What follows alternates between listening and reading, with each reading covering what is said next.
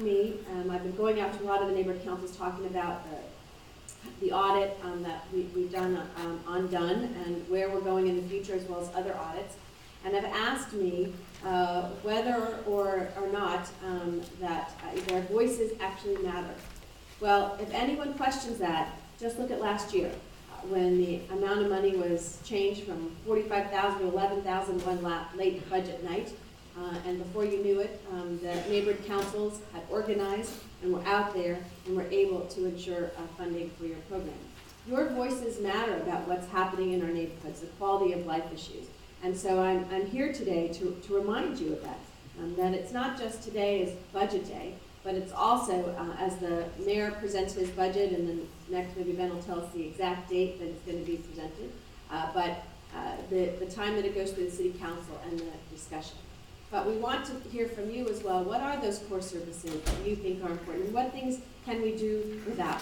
Because in our own families, we sit at home at the dinner table and talk about this year wasn't as good as the past, and how can we cut? That's what we're having to do here in the city of Los Angeles. And we have to look at long-term. Jack Humphreyville and I were talking about pension reform, which is a part of our efforts. It won't help in this next year, but it is, as we go forward, looking at the overall budget, not just next year and the following year, but 5 years and 10 years. And so the role of the controller is really to bring those facts to bear, to look at our cash flow, and you'll hear me in the coming weeks and months talk about assurances that we'll be able to pay our bills.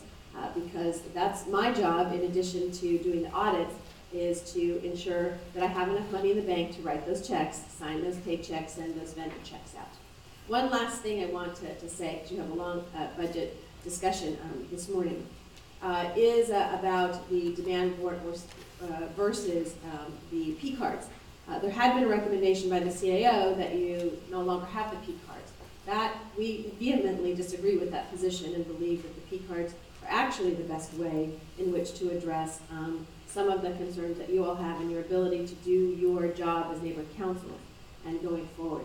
There's been discussions about increasing it from the 1,000 to a greater number, and we look forward to working with you on that, because the demand warrant does take a lot of staff time to process it. And I've heard, going from neighborhood council to neighborhood council, the challenges that you have faced in trying to put together a program, put together a project, whatever it may be, and to be able to get the funds to do it responsibly and efficiently. So we look forward to working with you on the implementation of our audit recommendations and the discussions that are going forward about the future of Dunn and the future of this program. But I know neighborhood councils are here to stay, and I am happy about that. It's one of the exciting things about the city and the changes, and cities across the country are looking at Los Angeles as a leader in involving the community in the neighborhood. And that's because of all of you making it a successful program.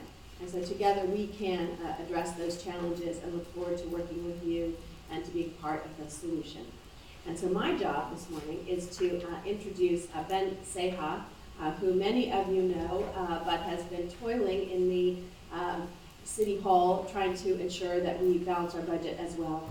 I asked him one day, was he happy that he had this job, and he said, I think most days that he was. But Ben's been a great advocate, and one also that will present the facts. It's not easy being the budget director in the mayor's office these days, or the city administrative officer, or for that matter, the city controller. But Ben's done a great job. It's my pleasure to introduce Ben Ceja this morning.